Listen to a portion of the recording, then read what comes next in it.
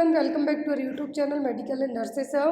आज की क्लास हमारी एएनएम वालों के लिए है, जिनका भी अपकमिंग टाइम में एएनएम का एग्ज़ाम होने वाला है उनके लिए। बहुत सारे लोगों की रिक्वेस्ट थी कि एएनएम वालों की क्लासेस है जो कंडक्ट नहीं हो पा रही हैं, बट ऐसा बिल्कुल भी नहीं है। जैसा मैंने आपसे 1 मंथ पहले प्रॉमिस किया था कि एएनएम वालों के लिए भी जितना पॉसिबल होगा उतना आपको कंटेंट प्रोवाइड करवाया जाएगा। तो आज का जो पेपर है एएनएम वाले कैंडिडेट्स के साथ साथ जो भी लोग अदर स्टेट या फिर सीएचओ नर्सिंग के लिए तैयारी कर रहे हैं वो लोग भी इस क्लास को ज्वाइन कर सकते हैं। और मोस्ट इम्पॉर्टेंट थिंग, पूरा पेपर हिंदी इंग्लिश में रहेगा। आपको यहाँ पर पिंक कलर से आंसर्स मार्क किए जाएंगे। आंसर साथ में इस आंसर की में दिए हुए हैं, बट आपको उतने यदि प्रॉपर विजुअल नहीं होते तो आपको मार्क किए जाएंगे आंसर। ये रहा फर्स्ट क्वेश्चन आपके लिए। और जो लोग चैनल पर नए, प्लीज़ चैनल को सब्सक्राइब करके बेल आइकन बटन को प्रेस करें। कल के लिए बेस्ट ऑफ लक, जिनका भी कल एग्ज़ाम है ओएसएससी के लिए। आई होप आप सभी का पेपर बहुत ही अच्छा जाए, और जो भी आपके एग्ज़ाम देने वाले हैं आप, क्योंकि आपका आई थिंक ऑफलाइन पेपर होता है ओएसएससी का, क्योंकि लास्ट टाइम की तरह जितना मुझे याद है ऑफलाइन मोड में आपका ओएमआर आंसर भी एग्ज़ाम होगा। सभी के लिए बेस्ट ऑफ लक जिनका भी कल एग्ज़ाम है। तो यहाँ पर फर्स्ट क्वेश्चन है आपके लिए, heat regulating centre is located in. जो हीट रेगुलेटरी सेंटर है, ताप नियंत्रक केंद्र कहाँ पाया जाता है? ऑप्शन में थैलेमस में, हाइपोथैलेमस, मेडुला ऑब्लोंगेटा, फिर सेरिब्रम। तो बॉडी में आपका जो हीट रेगुलेटरी सिस्टम है वो कौन सा है? वो है आपका हाइपोथैलेमस। क्या है? हाइपोथैलेमस। मेडुला ऑब्लोंगेटा है जो रेस्पिरेटरी सेंटर को कंट्रोल करेगा। सेरिब्रम है जो आपके अदर जो सेंसरी या फिर हम ये कह सकते हैं कि जो अदर टाइप के फंक्शनिंग है उनको कंट्रोल करेगा। बट मोस्टली आपके एग्जाम में या तो हार्ट रेट को कंट्रोल करने वाला, हीट को कंट्रोल करने वाला, या फिर हीट की जगह आपको थर्मोरेगुलेशन सेंटर भी पूछ सकते हैं, और वो क्या है? वो है hypothalamus. Next one is the smallest bone of human body. मानव शरीर की सबसे छोटी अस्थि है स्टेपिस, फैलेंजिस, मेटाकार्पल्स, या फिर एक्सीफेस्टर्नम। तो एक्सीफेस्टर्नम तो जो पार्ट है एक तरीके से हम कहें, जो स्टर्नम है आपकी ब्रेस्ट बोन उसका। स्टेपिस कान में पाई जाने वाली सबसे छोटी हड्डी है ह्यूमन बॉडी की। सबसे स्मॉलेस्ट बोन पूछते हैं तो कौन सी? स्टेपिस। जो 3 ऑसिकल्स होते हैं, 3 पेयर ऑफ ऑसिकल्स होते हैं, ear ossicles, malleus, incus, stapes. तो जिनमें सबसे छोटी बोन है पूरी बॉडी की वो है स्टेपस। यदि ह्यूमन बॉडी की सबसे बड़ी बोन पूछें तब आपको क्या, लार्जेस्ट बोन पूछें तब आपको कहना है फीमर। क्या कहना है? फीमर। और यदि आपको यहाँ पर एग्ज़ाम में और भी आपको हो सकता मसल्स पूछें, कितनी मसल्स होती हैं, कितनी बोन्स होती हैं, तो एज एन एएनएम के पेपर में आपको ये चीज़ें आ सकती हैं। तो आप लोग एक बार इन सभी को क्लियर करके रखें। नेक्स्ट वन है यहाँ पर आपका question, the function of fallopian tube is. Fallopian tube का फंक्शन क्या है? Secretion of oestrogen and progesterone, passage way for foetus, occurrence of fertilisation, या फिर डेवलपिंग फीटस। तो ये काम किसका है? यहाँ पर ये देखिए पूरे चारों ऑप्शन दिए हुए हैं, हिंदी में हैं सभी ऑप्शन। सबसे पहली चीज़ कि फैलोपियन ट्यूब और यूटेराइन ट्यूब जिसको हम कहेंगे, तो ये जो फर्स्ट ऑप्शन है कि एस्ट्रोजन और प्रोजेस्ट्रॉन को रिलीज करने का काम ओवरी करती है। पासेज वे फॉर फीटस, भ्रूण को रास्ता प्रदान करना, तो ये रास्ता प्रदान करने का काम आपका सर्विक्स करेगा। अकरेंस ऑफ फर्टिलाइजेशन या फिर डेवलपिंग फीटस, फीटस का डेवलपमेंट यूट्रस में होता है, ना कि फैलोपियन ट्यूब में। फैलोपियन ट्यूब में कुछ रेयर जैसे कि एक्टोपिक प्रेगनेंसी उसमें होता है। तो फैलोपियन ट्यूब का जो एम्पुला पार्ट है जहाँ पर फर्टिलाइजेशन की प्रोसेस होती है, तो फैलोपियन ट्यूब का मेन फंक्शन यहाँ पे क्या है? Occurrence of fertilisation. Next one is the normal respiration of healthy person is. एक वयस्क में स्वस्थ श्वसन दर कितनी होती है? 5 to 10 पर मिनट, 10 to 15 पर मिनट, 15 to 20 पर मिनट, या फिर 20 to 30 पर मिनट। तो एक हेल्दी पर्सन, एक एडल्ट हेल्दी पर्सन में जो आपकी रेस्पिरेटरी रेट होती है 15 से 20। कितनी? 15 से 20 बढ़ जाए तो टैकिपनिया, घट जाए तो bradypnoea. Clear. Next one is the kidney is situated. Kidney कहाँ पे होती है? एब्डोमिनल कैविटी में, पेल्विक कैविटी में, थोरासिक कैविटी की डोर्सल कैविटी। सबको पता है किडनी कहाँ पे होती है? एब्डोमिनल कैविटी में। नेक्स्ट वन है यहाँ पर आपका question, the number of chambers in human heart है। देखिए यहाँ पर आपको ह्यूमन हार्ट पूछा है। कभी कभी फिश के जो हार्ट है, मछली के हृदय में कितने कक्ष होते हैं वो भी पूछ सकते हैं। एग्जाम में आपको आया हुआ है, एक बार CHO के पेपर में आया था। ऐसे ही यहाँ पर है कि मनुष्य के हृदय में टोटल 4 सबको पता है, right atrium, right ventricle, left atrium and left ventricle. तो यहाँ पर आपका आंसर क्या होगा? Option number first. Next one is the only artery which supplies deoxygenated blood. Paper बहुत ही ईजी आया हुआ है। यहाँ पे कहा है कि ऐसी आर्टरी जो डीऑक्सीजनेटेड ब्लड की सप्लाई करती है, pulmonary artery, hepatic artery, gastric या फिर रीनल आर्टरी। यदि आर्टरीज में पूछें, फीटल टाइम पे पूछें तो वो होती है अम्लाइकल आर्टरी जो कि डीऑक्सीजनेटेड ब्लड की सप्लाई करती है। और नॉर्मली पूछते हैं तो डीऑक्सीजनेटेड ब्लड की सप्लाई करती है वो होती है पल्मोनरी आर्टरी। कौन सी? Pulmonary artery.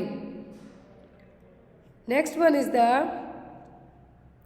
To diagnose meningitis which type of sample is collected. तो मेनिंजाइटिस क्या है? सबसे पहले तो आपको ये पता होना चाहिए, फिर आप बताएंगे कि कौन सा सैंपल कलेक्ट करेंगे डायग्नोज करने के लिए। तो मेनिंजाइटिस में, आई होप आपको प्रॉपर विजिबल हो रहा हो इतना। तो मेनिंजाइटिस में क्या किया जाता है, मेनिंजाइटिस है क्या, जो आपकी ब्रेन और स्पाइनल कॉर्ड की कवरिंग लेयर है उसको हम कहते हैं मेनिंग्स। यदि उसी मेनिंग्स में इन्फेक्शन, इन्फ्लामेशन हो जाए तो हम उसको कहेंगे मेनिंजाइटिस। इसके 3 क्लासिकल साइन होते हैं। एक होता है Brudzinski Kernig sign, nuchal rigidity and then last one is the fever. तो इसको आइडेंटिफाई आप कैसे करेंगे? यूरिन सैंपल से, सेरेब्रोस्पाइनल फ्लूइड सैंपल और CSF से, बोन मैरो या फिर स्टूल से। तो मेनिंजाइटिस में ब्रेन और स्पाइनल कॉर्ड में जब भी कोई प्रॉब्लम आती है तो CSF के थ्रू आप इसको डायग्नोस कर सकते हैं। तो यहाँ पर भी वही चीज़ होगी कि आपका आंसर क्या होगा? Cerebrospinal fluid. Next one is the thermophilic bacteria grow at following minimum temperature. Thermophilic bacteria होते हैं, ये कितने टेम्परेचर पे ग्रो करेंगे? ऑप्शन में 20 degree Celsius, 35 degree Celsius, 55 degree Celsius या फिर 85 डिग्री सेल्सियस। तो यहाँ पर बैक्टीरिया के टाइप हैं यदि हम बात करते हैं तो based on shape, based on temperature के हिसाब से भी, तो अलग अलग टाइप के जो बैक्टीरिया होते हैं। तो ऐसे ही यहाँ पर क्या है? Thermophilic bacteria. थर्मोफिलिक बैक्टीरिया जब टेम्परेचर 45 या फिर 60 के बीच में होता है तभी अच्छी, मिनिमम टेम्परेचर इनको 45 से ज़्यादा ही ज़रूरत पड़ती है। तो बेस्ड ऑन यदि आप हम ऑप्शन की बात करते हैं तो आपका आंसर क्या आएगा यहाँ पर? Option number 55, option number third 55।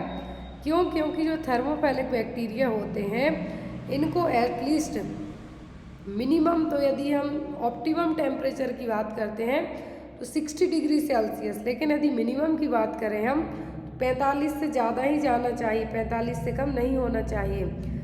और यहाँ पर यदि जो बैक्टीरिया साइक्रोफ्लिक्स होते हैं इनमें हमें 10 से 20 डिग्री टेम्परेचर की ज़रूरत पड़ेगी, और जो मीज़ोफिल्स होते हैं इनमें मॉडरेट टेम्परेचर की, थर्मोफिलिक में 50 से 80 डिग्री सेल्सियस टेम्परेचर की ज़रूरत पड़ेगी। यहाँ पर मिनिमम पूछा है तो कितना होगा? 55 डिग्री सेल्सियस।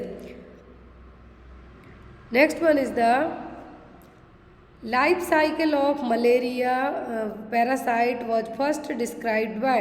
तो मलेरिया की लाइफ साइकिल है, ये पहली बार किसने डिस्क्राइब की थी? मलेरिया परजीवी का जीवन चक्र सर्वप्रथम किस वैज्ञानिक ने वर्णित किया था? Ronald Ross, Robert Koch, Louis Pasteur, Banting and Best. Malaria parasite की जो लाइफ साइकिल है ये पहली बार इसकी खोज की थी रोनाल्ड रॉस ने। किसने? रोनाल्ड रॉस ने। Next one is I hope आपको पेपर पूरा प्रॉपर विजिबल हो रहा हो। कोई डाउट हो यदि तो आप लोग प्लीज़ कमेंट बॉक्स में कमेंट करना, और यदि आपके डाउट यूट्यूब पे सॉल्व नहीं हो रहे हैं तो आप मुझे व्हाट्सएप पे इसी वीडियो या फिर इसी क्लास का स्क्रीनशॉट भेज सकते हैं कि इस क्वेश्चन में कन्फ्यूज़न है। HIV virus belongs to which of the following group. तो HIV वायरस किस फैमिली से बिलोंग करता है? फ्लेवी, रेट्रो, रैबिडो या फिर hepadna virus.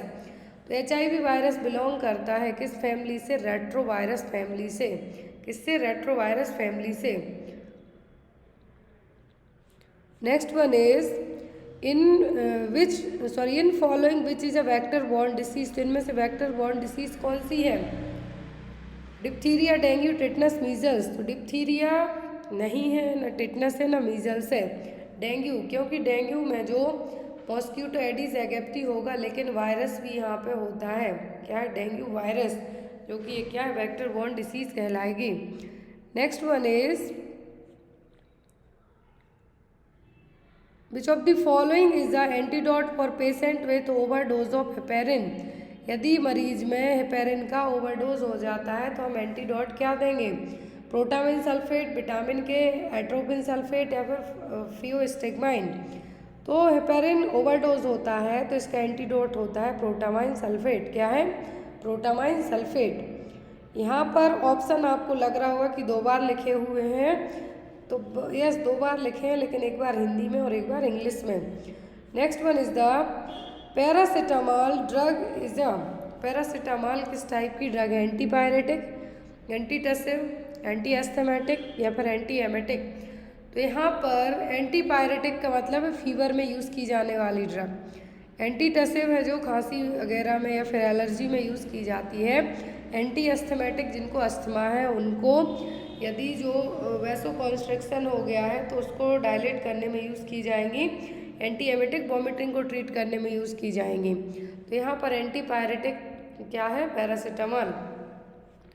Next one is the morphine is Contra indicated in. तो मॉर्फिन किस केस में कॉन्ट्रा इंडिकेट है? एंजाइना में, ब्रोंकियल अस्थमा में, पैंक्रेटाइटिस में कि मायोकार्डियल इन्फाक्शन में। तो मॉर्फिन कभी भी ब्रोंकियल अस्थमा के मरीज में नहीं दी जाती है। आपको दिमाग में ये चीज़ सेट करके रखना है, मॉर्फिन कॉन्ट्रा इंडिकेटेड होती है ब्रोंकियल अस्थमा के मरीज में। Clear? Next one is teaspoonful medicine is equal to. तो 1 टीस्पून फुल मेडिसिन किसके बराबर है? 2 ml, 3 ml, 5 ml या फिर 10 ml। तो 1 टीस्पून किसके इक्वल होती है? 5 ml के। किसके? 1 teaspoon full equal to 5 ml। Next one is the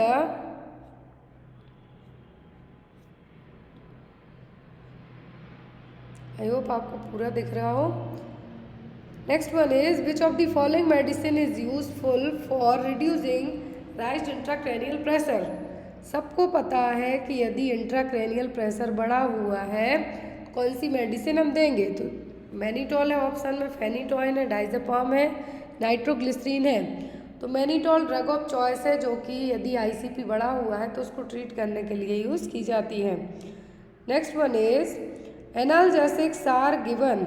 तो जो एनाल्जेसिक्स हैं कब दिए जाते हैं? To relieve pain, to go give rest, to induce sleep, to destroy pathogenic microorganism. Microorganism को डिस्ट्रॉय करने के लिए एंटीबायोटिक्स दी जाती हैं, स्लीप को इंड्यूस करने के लिए सेडेटिव्स दे सकते हैं, रेस्ट के लिए आप मेडिसिन नहीं देंगे, जाके सीधा रेस्ट कीजिए। To relieve the pain, analgesics का यूज़ किया है पेन से रिलीफ देने के लिए। Next one is the Guillain-Barré syndrome is a disease of which of the following। तो Guillain-Barré syndrome में किस टाइप की डिसीज है? ब्रेन की, स्पाइनल कॉर्ड की, पेरिफेरल नर्व की, ऑल ऑफ दी अबव। तो यहाँ पर जो Guillain-Barré syndrome है, GBS जिसको हम कहेंगे, इसमें पेरिफेरल नर्व अफेक्ट होती है। कौन सी? पेरिफेरल नर्व अफेक्ट होंगी। Guillain-Barré syndrome एक इम्यून सिस्टम की डिसीज़ है जिसमें आपकी खुद का इम्यून सिस्टम आपकी बॉडी पे अटैक करेगा। तो यहाँ पर आपका जो पेरिफेरल नर्वस सिस्टम है वो सबसे ज़्यादा अफेक्ट होगा। क्या होगा? सबसे ज़्यादा इफेक्ट होगा। तो यहाँ पर आपका आंसर क्या होगा? Option number 3, peripheral nerve. Next is which of the following is not a parameter for Glasgow comma scale. तो ग्लासगो कॉमा स्केल का पैरामीटर कौन सा नहीं है? आई ओपनिंग होता है, पिपिलरी रिस्पॉन्स, वर्बल रिस्पॉन्स या फिर मोटार रिस्पॉन्स। तो ग्लासगो कॉमा स्केल का पार्ट यहाँ पे कौन सा नहीं है? वर्बल रिस्पॉन्स होता है, मोटार रिस्पॉन्स होता है, आई ओपनिंग होता है, लेकिन पिपिलरी रिस्पॉन्स यहाँ पे नहीं होगा। आई ओपनिंग में ही आँखों की आपके कितना खोला, क्या किया, वो सब आ जाएगा। Next one is the rice water stool is the typical finding in case of. Rice water stool किस केस में देखने को मिलेगा? चावल के पानी जैसे दस्त, कोलेरा में, टाइफॉइड में, अल्सरेटिव कोलाइटिस, अमीबियासिस में। तो यहाँ पर अमीबियासिस में तो आपको वाटर ही आएगा। राइस और यदि पी सूप पूछे तो टाइफॉइड होगा। राइस वाटर स्टूल पूछा है तो होगा आपका कोलेरा में। किसमें? कोलेरा और हैजा में। Next one is full form of CPR. तो सीपीआर का फुल फॉर्म होता है cardio pulmonary resuscitation. Cardio pulmonary resuscitation. Next one is the what concentration of sodium chloride in IV fluid is termed isotonic. तो isotonic fluid में NaCl कितना होगा? तो NaCl होगा 0.90%। कितना? 0.90%। Next one is a major priority of nursing care of child suspect having meningitis. तो यदि बच्चे को मेनिंजाइटिस है तो आप क्या करेंगे? एक बच्चा जिसे मेनिंजाइटिस होने की संभावना है उसके लिए मेजर प्रायोरिटी क्या होगी नर्सिंग केयर की? टेम्परेचर चेक करके कोल्ड स्पंजिंग देना, isolate the child immediately, administer the antibiotic as soon as it is ordered, या फिर restrain the child to prevent the accident. तो मेनिंजाइटिस यदि किसी बच्चे को, तो आपकी फर्स्ट प्रायोरिटी होगी बच्चे को तुरंत आइसोलेट करना। क्या है? Isolate the child immediately. Next one is the child's apical pulse is always checked before administering digoxin.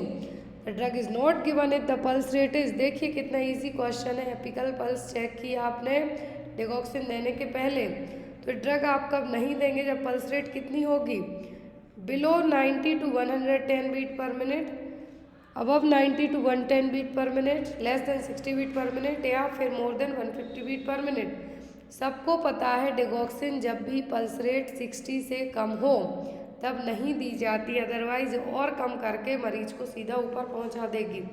60 beat per minute से कम हो तब डिगॉक्सिन विथहेल्ड की जाती है या फिर नहीं दी जाती है।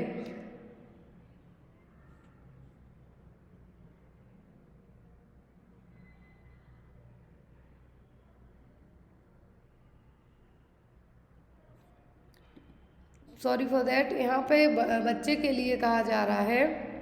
तो बच्चे की यदि बात करते हैं हम, तो बच्चे में 90 से 110 रहेगा। क्यों? क्योंकि बच्चे की जो पल्स रेट होती है, यदि यहाँ पर बच्चे की बात की जा रही है तो बच्चे की pulse rate as compare to adult से क्या होती है? हमेशा ज़्यादा होती है।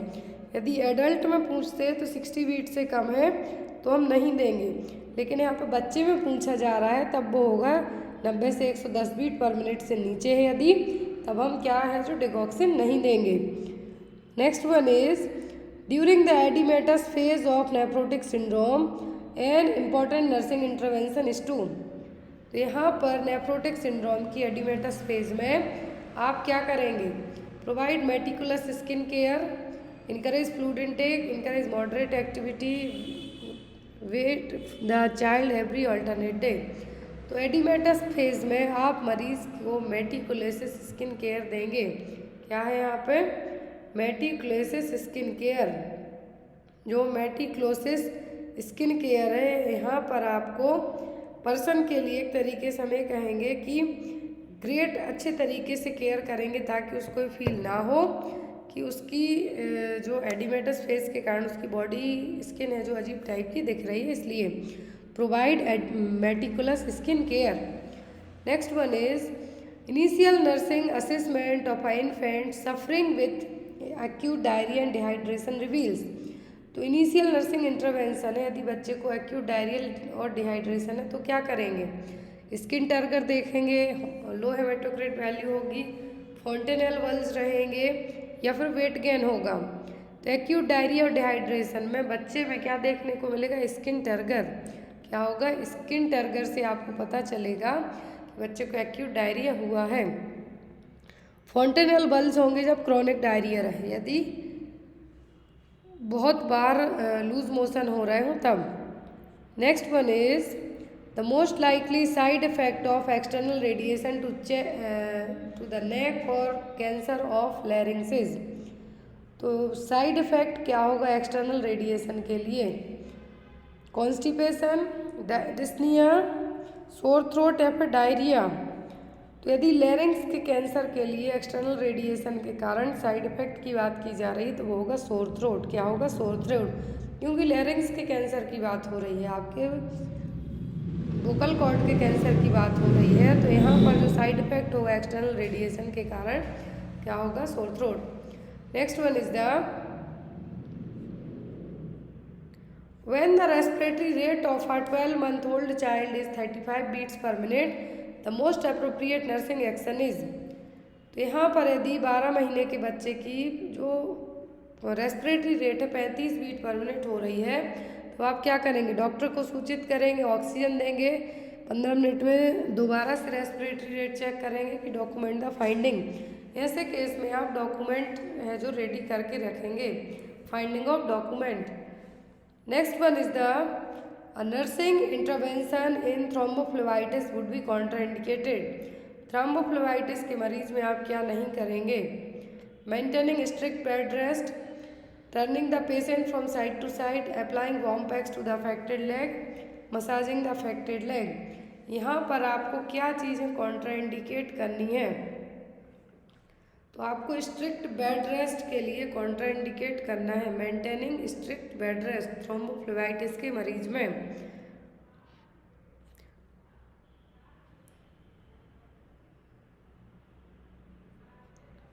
Next one is a patient with acute pancreatitis has NG tube for low intermittent suction to prevent. तो यदि एक्यूट पैंक्रेटाइटिस के मरीज के लिए क्या किया जा रहा है, सक्शनिंग किया जा रहा है, तो यहाँ पर एक इसलिए किया जा रहा है क्रॉनिक डिस्टॉर्शन को प्रिवेंट करने के लिए, गैस्ट्रिक रिफ्लक्स के प्रिवेंट करने के लिए, पैंक्रियाटिक स्टिमुलेशन को प्रिवेंट करने के लिए, पेरिस्टाल्सिस के लिए। तो यदि ये पैंक्रेटाइटिस वाले मरीज को एनजी ट्यूब के थ्रू एनजी ट्यूब इंसर्ट की गई है, सक्शनिंग किया जाना है, किससे प्रिवेंट करने के लिए, पैंक्रियाटिक स्टिमुलेशन से प्रिवेंट करने के लिए। Next one is platelets count decrease in. देखिए कितना इजी क्वेश्चन है, प्लेटलेट्स काउंट किस केस में कम हो जाता है, मलेरिया, फाइलेरिया, डेंगू की, टाइफाइड में। सबको पता है डेंगू के मरीज में प्लेटलेट काउंट बहुत फास्ट तरीके से घटना स्टार्ट होता है। Next one is eye padding is applied on unconscious patient to prevent. Unconscious patient में आई पैडिंग का इस्तेमाल क्यों किया जाता है, dryness of eye, blinking of eye, corneal ulcer या फिर आई मूवमेंट के लिए। तो आई पैडिंग यूज़ किया जाता है अनकॉन्शियस पेशेंट में कॉर्नियल अल्सर से प्रिवेंट करने के लिए, किससे, कॉर्नियल अल्सर से प्रिवेंट करने के लिए। Next one is the hepatitis A is caused. तो हेपेटाइटिस ए किससे होगा, due to infected blood transfusion, due to use of contaminated water, due to addiction of drug या due to dialysis. Hepatitis A और E दोनों फीको oral route या फिर contaminated food और water से हो सकते हैं। तो यहाँ पर भी आपका आंसर क्या होगा, due to use of contaminated water. Hepatitis B पूछा तो न्यूरल ब्रेक इंजरी से हो सकता है। सी ट्रांसफ्यूजनल हेपेटाइटिस है। हेपेटाइटिस बी माँ से बच्चे को भी वर्टिकल ट्रांसमिशन के थ्रू भी हो सकता है। Next one is top priority treatment of ventricular fibrillation include. तो वेंट्रिकुलर फिब्रिलेशन के लिए टॉप प्रायोरिटी क्या है, ECG monitoring, proper positioning, CPR या फिर कैथेटराइजेशन। तो वेंट्रिकुलर फिब्रिलेशन जब आपने मूवीज़ में देखा होगा आपको वैसे ज़्यादा याद रहेगा, फिब्रिलेटर से चेस्ट पे करंट लगाते हैं, वही है। तो यहाँ पर पहले क्या प्रायोरिटी ट्रीटमेंट दिया जाता है, तो वो होता है CPR. Next one is in following which disease occur due to deficiency of thiamine. तो थायमिन की कमी के कारण क्या होगा, वेरी पेलाग्रा, एनीमिया या फिर स्कर्वी। तो थायमिन की कमी के कारण क्या होगा? वेरी वेरी, क्या होगा? Very very. नियासिन की कमी से पेलाग्रा होगा, स्कर्वी होगा विटामिन सी की कमी से। Next one is to prevent legal implication what should be done by nurse during preoperative period. Legal implication से निपटने के लिए या फिर प्रिवेंट करने के लिए प्री ऑपरेटिव पीरियड में क्या करना चाहिए? Provide psychological support, obtain return consent, provide comprehensive nursing care, explain the patient and his relative और पोस्ट ऑपरेटिव कॉम्प्लिकेशन। हमेशा किसी भी सर्जरी के पहले एक फॉर्म पे साइन करवाया जाता है कि मरीज को यदि इस ऑपरेशन के दौरान कुछ होता है तो उसके लिए डॉक्टर, नर्सेस या फिर हॉस्पिटल जिम्मेदार नहीं होगा। वो कहलाता है ऑब्टेन रिटर्न कॉन्सेंट, लिखित में सहमति लेना। तो यहाँ पर ये क्या किया जाता है? पहले से साइन करवाया जाता है ताकि आप किसी भी लफड़े में फंसने से बचें। Next one is clinical manifestation of anaemia include except. Clinical sign सब कुछ है एनीमिया के, किसी एक को छोड़कर। लो हीमोग्लोबिन लेवल होगा, फटीग होगा, हाइपो एक्टिविटी होगी, लेसिट्यूट होगा। तो यहाँ पर आपका जो आंसर होगा हाइपर एक्टिविटी। एनीमिया वाले मरीज में इतनी हिम्मत नहीं रहेगी कि वो जाकर वो चटकून खेल करें। बाकी यहाँ पर हाइपो एक्टिविटी, डल होगा, लेथार्जिक होगा, लो हीमोग्लोबिन लेवल होगा, थकावट होगी, सब होगा, लेकिन हाइपर एक्टिव नहीं होगा। Next one is priority basic management of unconscious patient include. तो यदि मरीज अनकॉन्शियस है तो प्रायोरिटी बेसिक मैनेजमेंट क्या होगा? आईवी थेरेपी देंगे, मैनिटॉल देंगे, क्लियरेंस ऑफ एयरवे या फिर pen eight McBurney point. Unconscious person में मरीज बेहोश है तो उसमें आपकी सबसे प्रायोरिटी क्या होगी कि मरीज को जो एयरवे उसको क्लियरेंस करके रखना है। Next one is in oliguria volume of urine is. तो ओलिगोयूरिया में यूरिन की वॉल्यूम कितनी होगी? Less than 100 ml, less than 400 ml, less than 800 ml या फिर एब्सेंस ऑफ यूरिन। तो ओलिगोयूरिया में यूरिन की वॉल्यूम होगी कितनी? Less than 400। एन यूरिया में 100 से भी कम, और जो ओलिगोयूरिया है इसमें 400 ml से भी कम। Next one is management of cardiac arrest include all except. सब कुछ करेंगे कार्डियक अरेस्ट में किसी एक को छोड़कर। Massive IV infusion, O2 therapy, clearance of airway या फिर कार्डियक कंप्रेशन, सब कुछ करना है आपको। मैसिवली फास्ट तरीके से आईवी इन्फ्यूज़ नहीं करना है, नहीं तो मरीज सीधा चला जाएगा कहाँ? ऊपर। Next is during head injury what is the cause of increase in body temperature. तो हेड इंजरी में यदि सिर पे चोट लगती है तो बॉडी टेम्परेचर बढ़ने का क्या कारण होगा? कौन सी इंजरी है? हाइपोथैलेमस में, सेरिबेलम में है कि मेडुला में है? तो जब भी ये क्वेश्चन अलग अलग तरीके से आता है तो फर्स्ट क्वेश्चन था आपको हाइपोथैलेमस की बॉडी का टेम्परेचर हाइपोथैलेमस रेगुलेट करेगा। अब यदि ब्रेन के किस पार्ट में इंजरी, हेड इंजरी होती है तो बॉडी टेम्परेचर बढ़ेगा, तो वो होगा हाइपोथैलेमस में। किसमें? हाइपोथैलेमस। बैलेंस गड़बड़ाता। Next one is what is the cause of anaemia in chronic renal failure. Chronic renal failure के मरीज में एनीमिया होने का क्या कारण है? Decrease erythropoietin, haemolysis, production of immature RBC या फिर इनएप्रोप्रिएट रीनल फंक्शनिंग। तो यदि मरीज को लंबे टाइम से रीनल फेलियर की सिचुएशन है तो इसका मेन रीज़न है एरिथ्रोपोइटिन की कमी। क्या है? एरिथ्रोपोइटिन की कमी। Next is in following which is not a cause of hypokalemia. Hypokalemia का कारण कौन सा नहीं है? Vomiting, potassium wasting diuretics, aldosteronism, फिर रीनल फेलियर। तो हाइपोकैलेमिया का कारण कौन सा नहीं है? हाइपोकैलेमिया का मतलब होगा लो पोटेशियम लेवल। क्या है? लो पोटेशियम लेवल। अब आपके शरीर में जब पोटेशियम का लेवल कम होगा तो आपके लिए क्या होगा? मसल क्रैम्प्स होंगे, फटीग होगी, थकावट होगी, हार्ट रिदम में एबनॉर्मलिटी देखने को मिलेगी। लेकिन यहाँ पर आपको किडनी फेलियर के कारण देखने को नहीं मिलेगा। Next one is painful menstruation is termed as. तो पेनफुल मेंस्ट्रुएशन के लिए कहा जाता है डिसमेनोरिया। एमनोरिया का मतलब है एब्सेंस ऑफ मेंस्ट्रुएशन, मेनोरेजिया का मतलब बहुत ज़्यादा ब्लीडिंग होना। Next one is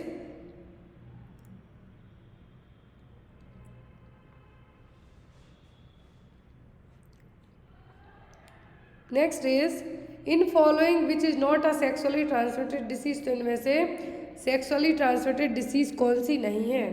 कैनक्रोइड, syphilis, fibroid uterus या फिर एड्स। आपको पता है सिफिलिस होगा, एड्स होगा, गोनोरिया होगा, जो यहाँ पर एक ऑप्शन और है कैनक्रोइड। क्या है? कैनक्रोइड। तो ये भी एक सेक्सुअली ट्रांसमिटेड डिसीज़ है जो कि HIV के साथ में होने वाली डिसीज़ है।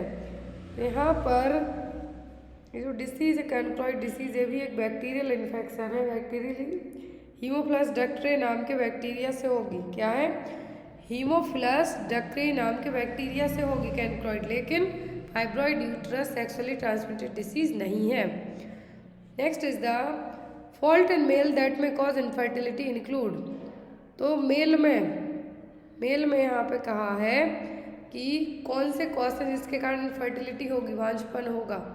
मम्स ऑर्काइटिस, यस मम्स का एक ऐसा कॉम्प्लिकेशन है जिसके कारण ऑर्चाइटिस की सिचुएशन डेवलप होती है, वृषण का संक्रमण।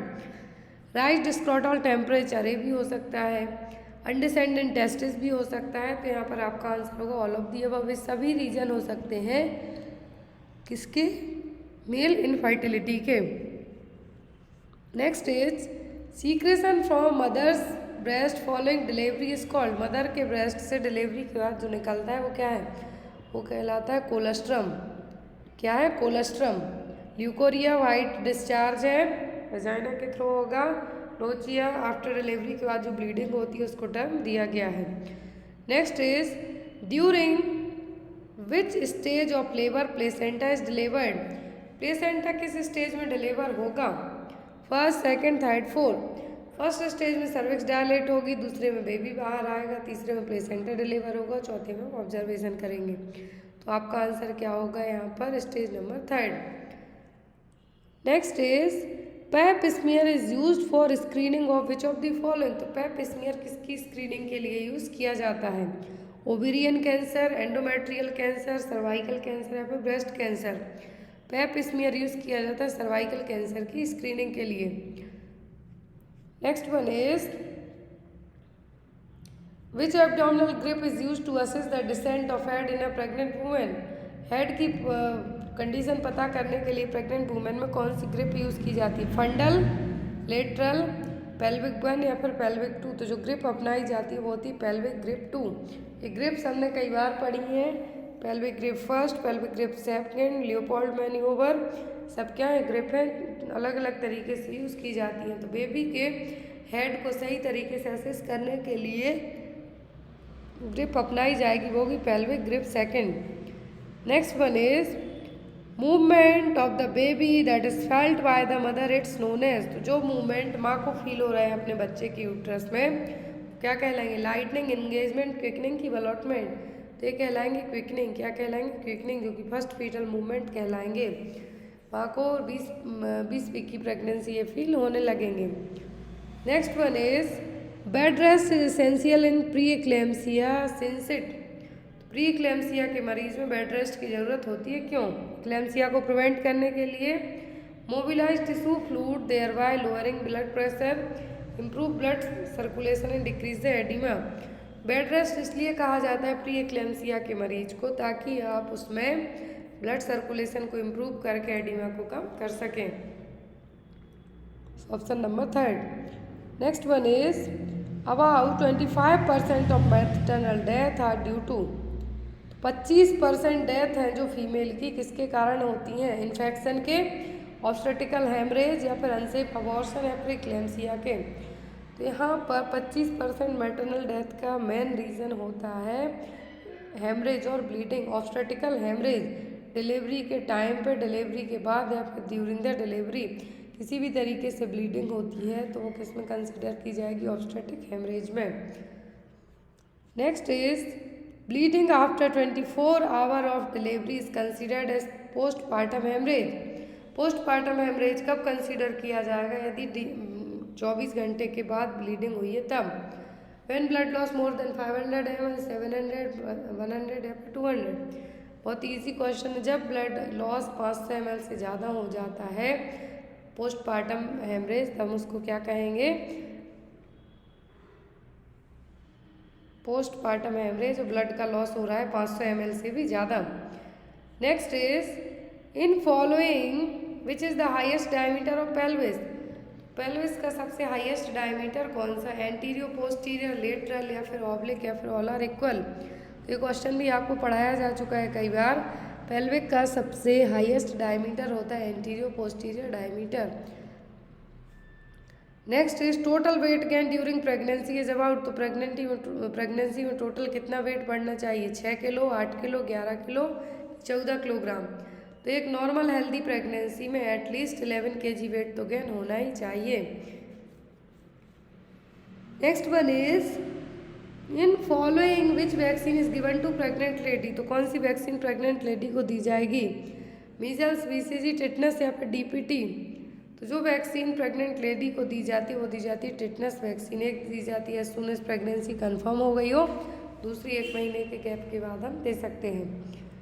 Next is primary feature of cervical cancer include. तो सर्वाइकल कैंसर का प्राइमरी फीचर कौन सा है, पॉलीयूरिया, इरेगुलर मेंस्ट्रुएशन, एनोरेक्सिया, फिर हेडेक। सर्वाइकल कैंसर का जो प्राइमरी फीचर होगा वो होगा इरेगुलर मेंस्ट्रुएशन। क्या है, पीरियड्स का इरेगुलर आना। पॉलीयूरिया तो डीएम के लिए है। तो यहाँ पर जो सर्वाइकल कैंसर के लिए प्राइमरी फीचर है, प्राइमरी साइन है, वो होगा इरेगुलर मेंस्ट्रुएशन। नेक्स्ट है यहाँ पर आपका question, total number of antenatal visit bye pregnant lady should be at least. ये क्वेश्चन हमने आपको कल भी बताया था। तो एंटीनेटल विजिट कितना चाहिए एक प्रेग्नेंट लेडी को, 2, 3, 1 या फिर 5। तो जब भी ऑप्शन में 4 हो तो आप उसको मार्क कीजिए, या फिर 4 की जगह 3 है, 3 को मार्क कीजिए। मैंने आपको कल की जो क्लास ली थी जिसमें आपको एक पेपर सॉल्व करवाया था, आप जाके देखिए ज़रूर। उसमें आई थिंक फर्स्ट क्वेश्चन था उस पेपर का कि टोटल एंटीनेटल विजिट कितनी करनी चाहिए, 4 करनी चाहिए, मिनिमम 4। लेकिन जब ऑप्शन में 3 हो तो आप 3 को मार्क कर सकते हैं। Next one is the commonest complication of IUD insertion. IUD insert करने के कॉमन कॉम्प्लिकेशन क्या है, पेन, ब्लीडिंग, परफोरेशन या फिर एक्टोपिक प्रेगनेंसी। फर्स्ट और कॉमन कॉम्प्लिकेशन होता है ब्लीडिंग। क्या है, bleeding. Second one is the pain. यदि आपको इस तरीके से ऑप्शन आते हैं एग्जाम में तो आप ब्लीडिंग को मार्क कीजिए, सेकेंडरी पूछे तो pain. Next one is fertilization occurs in. तो फर्टिलाइजेशन कहाँ पे होता है, यूट्रस में, फैलोपियन ट्यूब में, पेल्विस में कि वेजाइना में। तो फर्टिलाइजेशन होता है कहाँ पर, फैलोपियन ट्यूब के एम्पुला पार्ट में, यूट्रस में यहाँ पर इम्प्लांटेशन होगा। Next one is the in following which is the main cause of PID। Pelvic inflammatory disease का मेन कॉज क्या है, abruptio placenta, placenta previa, ectopic pregnancy या फिर पोस्टपार्टम हेमरेज। तो यहाँ पर पेल्विक इन्फ्लामेटरी डिसीज का जो मेन रीज़न होगा वो होगा लंबे टाइम तक पोस्टपार्टम हेमरेज का चलना, PPH। Next is during +2 station position of fetal head is. Foetal head की कितनी पोजीशन होगी जब +2 स्टेशन पोजीशन हो, below ischial spine, above ischial, behind ischial या just above the pelvic inlet. तो यहाँ पर आंसर होगा आपका बिलो स्चियल स्पाइन। क्या है, बिलो स्चियल स्पाइन। हमने 1 वीक पहले की जो क्लास ली थी उसमें आपको स्टेशन के बारे में पढ़ाया था, क्या पोजीशन, कितने बाहर आएगा बेबी, किस तरीके से आएगा, वो सब आपका। तो ड्यूरिंग +2 स्टेशन में position of fetal head is below ischial spine. Next is which of the following fontanelle in child is the first to close. सबसे पहले कौन से फॉन्टेनेल क्लोज होते हैं, फ्रंटल, ऑक्सीपिटल, स्फेनॉइड की मास्टॉइड। सबसे पहले क्लोज होते हैं ऑक्सीपिटल। कौन से, ऑक्सीपिटल। फिर होते हैं यहाँ पर फ्रंटल या फिर पोस्ट एंटीरियर जिसको हम कहेंगे।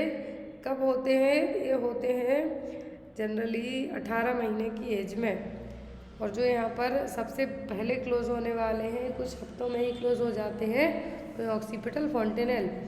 Next one is to calculate the dose of medicine for a child which of the following formula is used. तो बच्चों में ड्रग डोज कैलकुलेट करने के लिए कौन सा फार्मूला अपनाया, यंग अपनाया जाता है, क्लार्क होता है, फ्राइट्स होता है, सभी फार्मूले अपनाए जाते हैं। तो यहाँ पर आप आंसर भी क्या देंगे, सब कुछ, all of the above. Next is in premature labour which of the following medicine is useful for the newborn. Premature labour में कौन सी मेडिसिन देंगे जो कि न्यूबॉर्न के लिए हेल्पफुल होगी? Magnesium sulphate, oxytocin, dexamethasone, testosterone.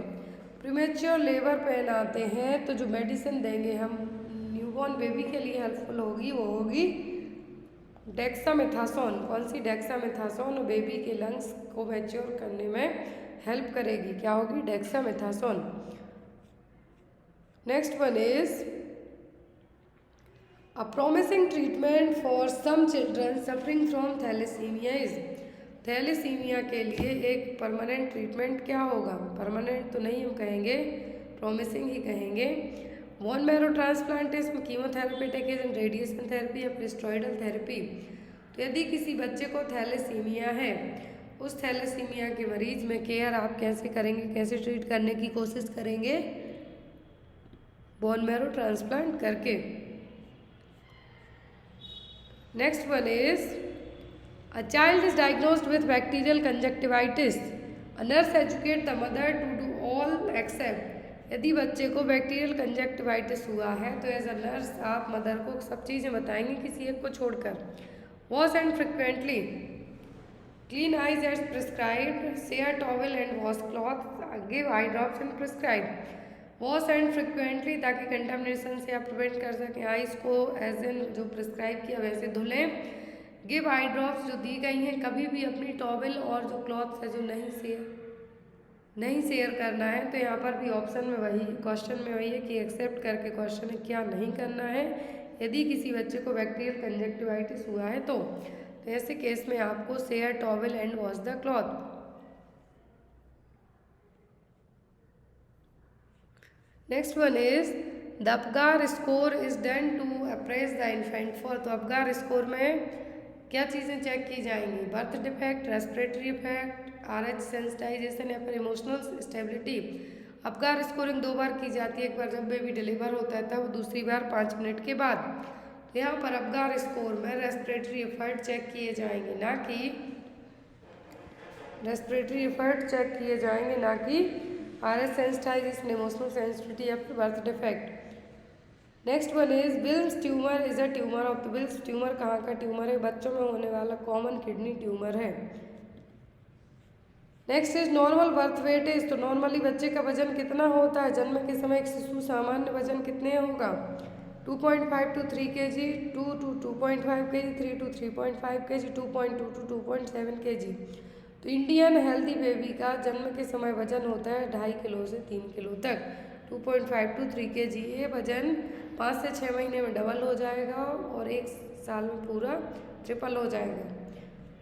Next is what is the criteria of LBW। Low birth weight babies का criteria क्या है? Birth weight below 2 kg, 2 kilo से कम वजन, 2.5 किलो से कम वजन, 3 किलो से कम वजन या फिर 2.7 kg से कम वजन।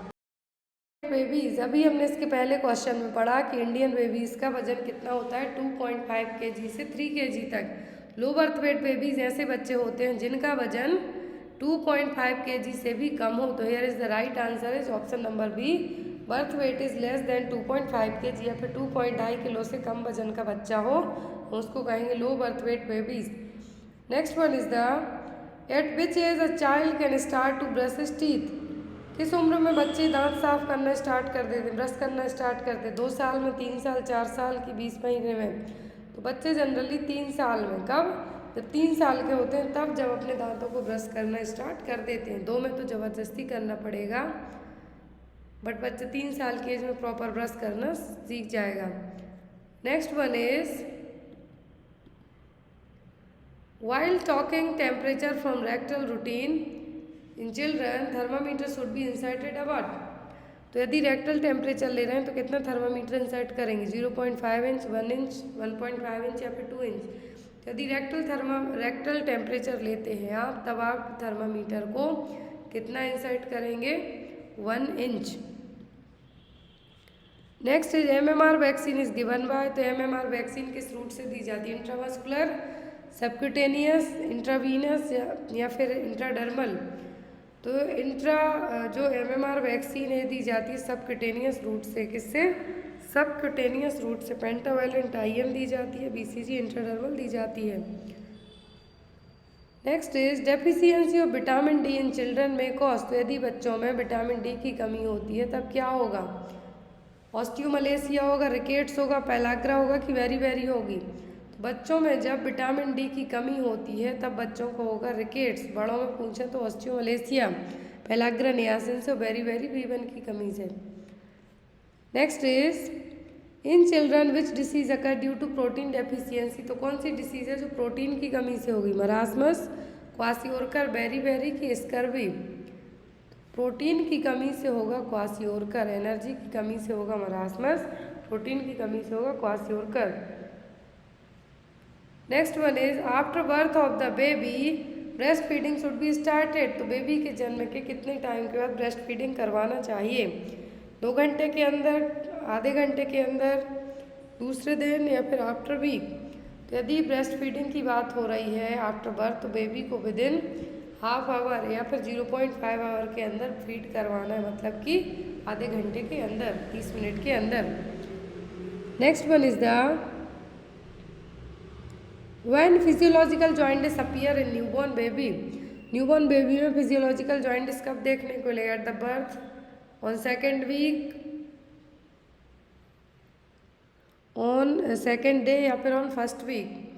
तो यहाँ पर फिजियोलॉजिकल एक होता है पैथोलॉजिकल, मतलब अंदर से ही कुछ प्रॉब्लम है। फिजियोलॉजिकल जॉइंटिस देखने को मिलेगा कब?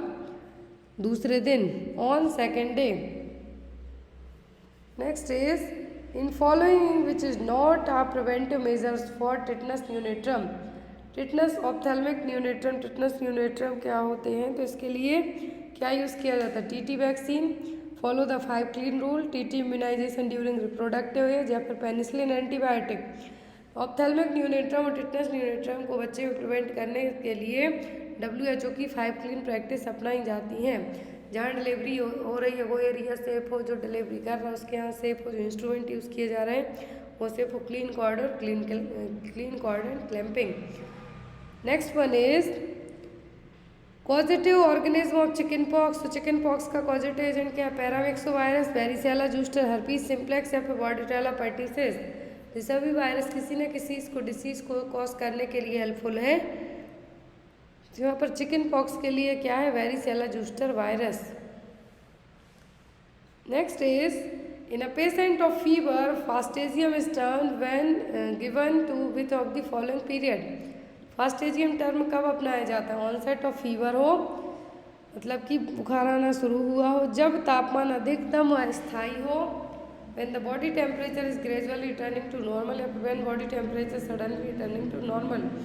फास्टेजियम का मतलब होगा कि एक पीक लेवल तक टेम्परेचर पहुंच के वहीं पे स्टॉप हो जाए, रिमेन हो जाए, तो वो क्या कहलाएगा? Fastigium. Next is which of the following disease is not transmitted by airborne droplets। कौन सी डिसीज है जो कि एयरबॉर्न ड्रॉपलेट्स से नहीं होगी? मीजल्स, चिकन पॉक्स, पोलियोमाइलाइटिस या फिर TB? खसरा, छोटी माता, पोलियो, तपेदिक। तो एयरबॉर्न जो नहीं है वो होगी आपकी यहाँ पर क्या? पोलियो। क्या है? पोलियो। डायरेक्ट फीकोरल रूट के थ्रू ट्रांसमिट होगा। एयरबॉर्न में खसरा हो सकता है, छींकने खांसने से छोटी माता आ सकती है, TB हो सकता है, लेकिन पोलियो नहीं होगा। Next is WHO established by. तो WHO की स्थापना हुई थी कब? 7 अप्रैल 1948 को।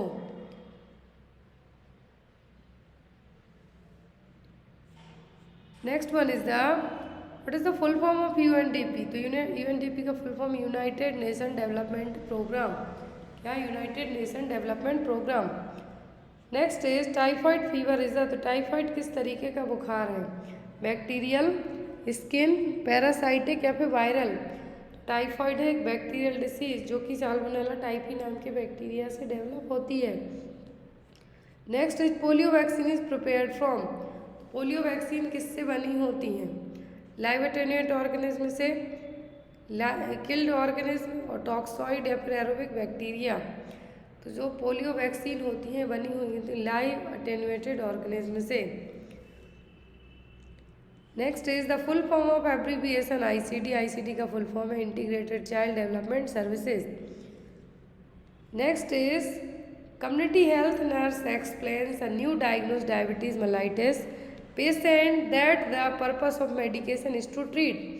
यदि आप किसी मरीज को यदि क्या है न्यू डायग्नोस्ड हुई है डायबिटिक शुगर की बीमारी हुई है तो आप क्या चीज़ें समझाएंगे कि हाइपोग्लाइसीमिया, हाइपरग्लाइसीमिया, हाइपोकैल्सीमिया या फिर हाइपोब्लिरूबिनेमिया। तो कम्युनिटी हेल्थ नर्स एक्सप्लेन करेगी जिसको नई नई डायबिटीज़ हुई है कि आपको अपनी मेडिकेशन स्टार्ट क्यों करना है ताकि आपको हाइपरग्लाइसीमिया से बचाया जा सके, आपका ब्लड शुगर लेवल बहुत ज़्यादा हाई ना हो, उससे प्रिवेंट करने के लिए। Next one is which is the most appropriate time of IUD insertion. तो आईयूडी इंसर्शन का मोस्ट अप्रोप्रिएट टाइम होगा कौन सा? ड्यूरिंग और with in 10 days of menstruation. तो यहाँ पर आपका सही आंसर यही होगा, ऑप्शन में है about the midst of the cycle just before menstruation at any time of menstruation. IUD insert करने का सबसे अच्छा तरीका होता है ड्यूरिंग और with in 10 days of menstruation, या तो पीरियड्स आने के 10 दिन पहले या फिर 10 दिन बाद। Next is the type of BCG vaccine. तो बीसीजी वैक्सीन किस तरीके की वैक्सीन है? किल, ट्रिपल, लाइव या फिर कंबाइंड। तो डीपीटी वैक्सीन है लाइव अटेन्यूएटेड वैक्सीन। कौन सी? Live attenuated vaccine. Next is WHO-RS packets includes all the following except. WHO का जो RS पैकेट होता है उसमें सोडियम क्लोराइड होगा, पोटेशियम क्लोराइड होगा, सोडियम बाइकार्बोनेट होगा, लेकिन कैल्शियम कार्बोनेट नहीं होगा। Infant mortality rate is expressed in terms of. तो इन्फेंट मोर्टेलिटी रेट है कि 1 साल तक के बच्चे का किसी पर्टिकुलर पूरे ईयर में जो डेथ होती हैं वो। इन्फेंट मोर्टेलिटी किस में प्रेजेंट की जाती है? रेट पर 1000 लाइव बर्थ। कितना? रेट पर 1000 live birth. Next is in which day international AIDS day celebrated. तो अंतर्राष्ट्रीय एड्स दिवस हम कब मनाते हैं? 1 दिसंबर को। कब? 1 दिसंबर को। Next is in following which disease is caused by varicella zoster. तो वेरिसेला जूस्टर से चिकन पॉक्स होगा। क्या होगा? Chicken pox. डिप्थीरिया होगा, स्मॉल पॉक्स होगा, सिफिलिस होगा, लेकिन चिकन पॉक्स किससे होगा? वेरिसेला जूस्टर से। Next one is therapy treatment which is used for TB. तो टीबी के लिए जो थेरेपी यूज़ होती है, ट्रीटमेंट होती है डॉट्स। क्या है? डॉट्स। MDT होगा लेप्रोसी के लिए, ORS होगा डिहाइड्रेशन और डायरिया के मरीज के लिए। Next is polio is mainly infection of. तो पोलियो किसका इन्फेक्शन है? रेस्पिरेटरी ट्रैक्ट का, सेंट्रल नर्वस सिस्टम का, एलिमेंट्री ट्रैक्ट का, रिप्रोडक्टिव सिस्टम का। तो पोलियो में कौन से पार्ट सबसे ज़्यादा अफेक्ट होंगे? इसका आंसर आप लोग कमेंट बॉक्स में दीजिएगा। पोलियो किस पार्ट को सबसे ज़्यादा अफेक्ट करेगा? नेक्स्ट है what do you mean by incidence. तो इंसिडेंस का मतलब क्या है? New cases of any disease, old cases of any disease, total case of any disease या फिर all of the above. Prevalence पूछते तो टोटल केस, नए पुराने दोनों। इंसिडेंस पूछा है तो only new cases of any disease. Next one is in following which disease has been eradicated from all over world. तो पूरे विश्व से कौन सी डिसीज एरेडिकेट हो चुकी है? Chickenpox, smallpox, cholera या फिर पर्ट्यूसिस। तो पूरे विश्व से जो डिसीज़ एरेडिकेट हो गई है वो है स्मॉल पॉक्स। तो ये था हमारा पेपर। यदि आपको पेपर अच्छा लगा तो प्लीज़ कमेंट बॉक्स में कमेंट ज़रूर करना और क्वेश्चन नंबर 98 का आंसर आप लोग देना। नेक्स्ट ANM किस तरीके का पेपर आपको लाया जाएगा उसमें इसी पेपर में आपको आंसर बता दिया जाएगा। आई होप आपको आज का पेपर अच्छा लगा। Thank you for watching us. Bye bye, take care.